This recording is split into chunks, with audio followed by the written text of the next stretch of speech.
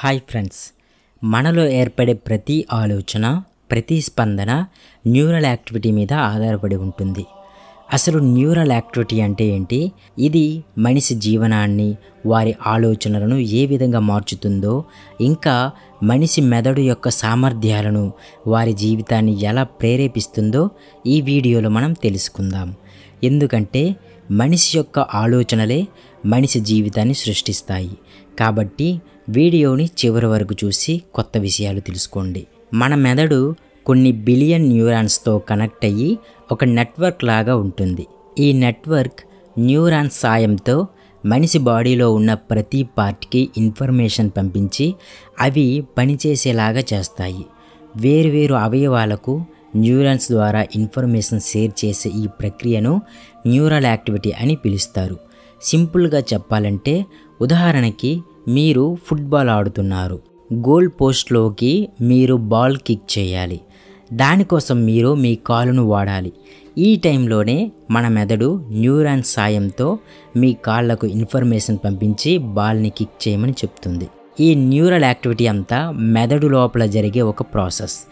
దీన్ని మనం డైరెక్ట్గా కంట్రోల్ చేయలేము. కానీ సైంటిస్టులు చెప్పిన అధునాతన టెక్నిక్స్ అయిన మెడిటేషన్, యోగా లాంటి పద్ధతులు వాడి మనం ఈ న్యూరల్ యాక్టివిటీని కొంతవరకు కంట్రోల్ చేయవచ్చు. ఇలాంటి న్యూరల్ యాక్టివిటీస్ని ఎలా కంట్రోల్ చేయాలో డీటెయిల్డ్గా New York best seller author Rick Hanson చెప్తారు. ఇతను ఎంతోమంది యోగులతో ట్రావెల్ చేసి వాళ్ళ దగ్గర నేర్చుకున్న అడ్వాన్స్ న్యూరో టెక్నిక్స్ని మోడర్న్ సైన్స్ అండ్ టెలిపతితో లింక్ చేసి చాలా డీటెయిల్డ్గా ఎక్స్ప్లెయిన్ చేశారు. అంతేకాకుండా ఎక్కువగా స్ట్రెస్ని ఎలా తగ్గించుకోవాలో డీటెయిల్గా ఎక్స్ప్లెయిన్ చేశారు. ఆ టెక్నిక్స్ ఏంటో ఇప్పుడు తెలుసుకుందాం. Technique number 1, steadiness. మన మెదడును దేనిపై అయినా ఏకాగ్రత ఉంచాలంటే మెయిన్గా కావాల్సింది కాన్సన్ట్రేషన్. ఈ కాన్సన్ట్రేషన్ మనం మెడిటేషన్ చేయడం వల్ల ఇంప్రూవ్ అవుతుంది. మనందరికీ తెలుసు, మనం కొత్తగా మెడిటేషన్ స్టార్ట్ చేస్తే నిద్ర అయినా వస్తుంది, లేదా మైండ్లో ఆలోచనలు ఎక్కడికెక్కడికో పరిగెడుతుంటాయి. మన మైండ్ అసలు మన మాట వినదు. సో అందుకే రిక్ హాన్సన్ అనే New York best seller author concentration development చేసుకోవడం కోసం ఒక మంచి టెక్నిక్ని చెప్పారు. అదే కాన్సన్ట్రేట్ ఆన్ స్పెసిఫిక్ ఆబ్జెక్ట్. ఈ టెక్నిక్ని యూజ్ చేయాలంటే మనం మెడిటేషన్ చేసినప్పుడు ఏదో మీ సంకల్పం మీద కానీ, మీ మూడవ నేత్రం మీద కానీ, మీ శ్వాస మీద కానీ దృష్టి పెట్టాలి. దీనివల్ల మొదటగా మీకు ఏకాగ్రత పెరుగుతుంది. అలవాటయ్యే కొద్దీ మీకు కాన్సన్ట్రేషన్ ఆటోమేటిక్గా ఇంప్రూవ్ అవుతుంది. ఇలానే కాకుండా మీరు గాలి ఎన్నిసార్లు పీలుస్తున్నారో, ఎన్నిసార్లు విడిచిపెడుతున్నారో కౌంట్ చేసి కూడా మీ కాన్సన్ట్రేషన్ లెవెల్ని మీరు పెంచుకోవచ్చు. Technique number 2, warming the heart. మన మెదడు ఏకాగ్రత పెంచుకొని జ్ఞానోదయం కావాలంటే ఇప్పుడు చెప్పబోయే టెక్నిక్స్ని మనం మనసు ద్వారా కేంద్రీకరించుకోవాలి. సింపుల్గా చెప్పాలంటే మనిషి మైండ్ తన అదుపులో ఎప్పుడు ఉంటుందంటే తనతో పాటు తన చుట్టుప్రక్కల వారి మీద కూడా ప్రేమ కలిగినప్పుడు. దీనివల్ల మనిషి మైండ్ ఎటువంటి ఓవర్ థింకింగ్కి గురి కాకుండా చాలా కాన్సన్ట్రేట్గా ఉంటుంది. రిక్ హాన్సన్ తన ఫేవరెట్ ప్రాక్టీస్ అయిన ఒక బుద్ధిస్ట్ ట్రెడిషన్ గురించి చెప్తారు. అదే 4 warm wishes to 5 kind of people. ఇది ఎలా చేయాలంటే, మెడిటేషన్ చేస్తూ స్టడీగా ఉంటూ అట్లీస్ట్ మీకు నచ్చే ఒక్క పర్సన్ కోసమైనా ఎటువంటి ఓవర్ థింకింగ్ చేయకుండా తనకి మంచి చేసే 4 మంచి కోరికలు కోరుకోవాలి. అంటే మీరు బాగుండాలి, మీరు ఆరోగ్యంగా ఉండాలి, మీరు ఆనందంగా ఉండాలి, మీరు చాలా హాయిగా జీవించాలి అని మనస్ఫూర్తిగా కోరుకోవాలి.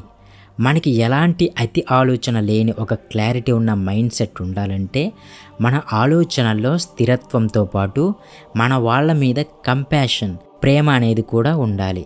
వేరే వాళ్ళ మీద ప్రేమ ఉంటే మనలో ఎన్నో ఆలోచనలు, ద్వేషాలు, కోపాలు అన్నీ తొలగిపోతాయి. అది మనకే మేలు చేస్తుంది. Technique number 3, heal. ప్రతి మనిషికి మనసులో ఏదో ఒక బాధ ఉంటుంది. దానివల్ల ఎంతోమంది మానసిక ఆందోళనకు గురవుతుంటారు. దీని నుంచి రికవరీ అవ్వడానికి, బయటపడడానికి రిక్ హాన్సన్ ఫేమస్ బుద్ధిస్ట్ టెక్నిక్ అయిన హీల్ గురించి చెప్పారు. హీల్లో ఉన్న ప్రతి లెటర్ ఒక్కొక్క లెసన్ని నేర్పిస్తుంది. హీల్లో మొదటి హెచ్ హ్యావింగ్ ఎన్ ఎక్స్పీరియన్స్. ఒక మనిషి బాధలో ఉన్నప్పుడు అదే బాధని తలుచుకుంటాడే తప్ప ఏ పాజిటివ్ విషయాన్ని తలుచుకోడు. సో మీరు మెడిటేషన్ చేసేటప్పుడు మీరు జీవితంలో బాగా గడిపిన హ్యాపీ డేస్ని కానీ హ్యాపీ మూమెంట్స్ని కానీ తలుచుకోవాలి. నెక్స్ట్ ఈ ఎన్రిచ్ ద ఎమోషన్ అంటే మీరు తలుచుకున్న హ్యాపీ మూమెంట్స్ని ఏ ఎమోషన్లో ఎక్స్ప్రెస్ చేస్తున్నారో దాన్ని మీ బాడీలోకి ఫీల్ అవ్వాలి. A stand for observe the positivity అంటే మీరు మీ హ్యాపీ మూమెంట్స్లో ఎంజాయ్ చేస్తున్న పాజిటివిటీని మీలోకి తీసుకోవాలి. దాన్ని ఒక సూర్యకిరణంలాగా మీ బాడీలోకి తెచ్చుకోవాలి. L link the positivity to the negativity అంటే మిమ్మల్ని బాధ పెడుతున్న ఆ నెగిటివ్ విషయాన్ని మీ ఆలోచనకి తీసుకుని రండి. కానీ మీరు అబ్జర్వ్ చేసుకున్న పాజిటివిటీని వదలకుండా నెగిటివిటీని చూడండి. స్లోగా ఊపిరి పీలుస్తూ ఆలోచిస్తూ ఉండండి. ఒక 4 సార్లు ఊపిరి తీసుకున్నాక స్లోగా మీ నెగిటివ్ థాట్ని చూడండి. దాన్ని ఒక దారిన పోయిన బెలూన్లా చూడండి. అప్పుడు పాజిటివిటీ ముందు అది ఎంత చిన్నదో తెలుస్తుంది. ఇలా చేయడం వల్ల ఫీలింగ్ ఆఫ్ కంటెంట్ పెరుగుతుంది. అంటే మనలో పూర్తిగా సంతృప్తి చెందిన ఫీలింగ్ కలుగుతుంది. సో బాధలోంచి బయటపడలేకపోతున్నాను అని మీకు అనిపిస్తే ఈ మెడిటేషన్ టెక్నిక్ ట్రై చేయండి. Technique number 4 ఆల్నెస్. ప్రతి మనిషికి అహం అనేది ఉంటుంది. కానీ బుద్ధిజంలో అహాన్ని వదిలేయాలని చెప్తారు. ఎందుకంటే మన మీద మనకి ఆలోచనలు ఎక్కువ ఉంటే మనకి బాధ కూడా ఎక్కువైపోతుంది. మనకి మనమే గొప్ప అనుకున్నప్పుడు మనం మెదడును కంట్రోల్ చేయలేము. ఎవరేమన్నా సరే మనం పర్సనల్గా తీసుకుంటాం, మనం హర్ట్ అయిపోతాం. అందుకే అహాన్ని కంట్రోల్ చేయడానికి బుద్ధుడు తన శిష్యులకు 3 పద్ధతులు నేర్పించాడు. అందులో మొదటిది రిలీజ్ యువర్ ఐడెంటిఫికేషన్ అంటే మీ ఐడెంటిఫికేషన్ని మీరు పక్కన పెట్టేయాలి. నేను ఇది, నేను అది అనే ఆలోచన ఉండకూడదు. రెండవది రిలీజ్ పొసెసివ్నెస్ అంటే ఇది నాది, అది నాది అనే ఫీలింగ్ని వదిలేయాలి. మూడవది లెట్టింగ్ గో ఆఫ్ కన్సెప్ట్ అంటే నీకన్నా నేనే గొప్ప, నీకంటే నేనే పెద్ద తోపు అనే ఆలోచనలను వదిలేయాలి. ఈ 3 రకాల ఆలోచనలను పక్కన పెట్టేయాలని బుద్ధుడు సూచించారు.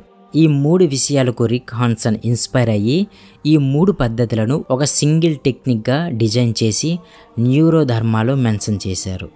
ఆ టెక్నిక్ ఏంటంటే మీరు మెడిటేషన్ చేస్తున్నప్పుడు మిమ్మల్ని మీరు ఒక మేఘంలాగా ఊహించుకోండి. స్వేచ్ఛగా గాలిలో తిరుగుతున్నట్టు, ఎటువంటి రంగు రూపం లేనట్టు ఊహించుకోండి. మీకన్నా ఈ విశ్వం ఎంతో పెద్దదని ఊహించుకోండి. ఆ విశ్వంలో మీరొక భాగం అని ఊహించండి. ఇలా మెడిటేషన్ చేస్తే మనలో అహం క్రమక్రమంగా తగ్గుతుంది. అంతా ఒక్కటే అన్న భావన పెరుగుతుంది. ప్రతి బాధ నాకే వస్తుంది అన్న ఆలోచన కూడా తగ్గిపోతుంది. 5వది టైమ్లెస్నెస్. రిక్ హాన్సన్ ఒక బుద్ధిస్ట్ మాంక్తో మాట్లాడుతూ నిర్వాణాన్ని ఎలా పొందాలి అని అడిగాడు. నిర్వాణ అంటే అల్టిమేట్ స్పిరిచువల్ గోల్. అప్పుడు ఆ మాంక్ నిర్వాణాన్ని పొందడం అంటే కొంచెం ఆనందంగా ఉండటం మరియు ఎలాంటి బాధకు లొంగకుండా ఉండటం అని చెప్పారు. రిక్ హాన్సన్ ఆ మాటల నుంచే డెవలప్ చేసిన టెక్నిక్కే టైమ్లెస్నెస్. దీన్ని ప్రాక్టీస్ చేసుకోవాలంటే మనం మొదటగా తెలుసుకోవాల్సింది ఈ ప్రపంచంలో ఏదీ పర్మనెంట్ కాదు. మనం బీచ్లో చూసే అలలలాగా ఇది పర్మనెంట్ కాదు అని గుర్తించాలి. అప్పుడే మనం దీన్ని పొందగలం. ఈ టెక్నిక్ని ఫాలో అవ్వాలి అంటే మనం మెడిటేషన్ చేస్తున్నప్పుడు మనం లైఫ్లో చూసిన బ్యాడ్ ఎక్స్పీరియన్స్ గుర్తుకు వస్తే దాన్ని ఒక అనుభవంలాగా మాత్రమే చూసి వదిలేయాలి. అలా అన్ని ఎక్స్పీరియన్సెస్ చూసినా సాధారణ మనిషిలాగా ఊహించుకోండి. పరిస్థితులు మారుతాయి, అలాగే కొత్త పరిస్థితులు వస్తాయి. ఇలా మెడిటేషన్ని అనుసరిస్తూ ఉంటే ఫైనల్గా అల్టిమేట్ స్పిరిచువల్ గోల్కి చేరుకుంటారు. ఇలా మెడిటేషన్ కంటిన్యూ చేయడం వల్ల మీ న్యూరో యాక్టివిటీని మీరే కంట్రోల్ చేయగల కమాండ్ సాధిస్తారు.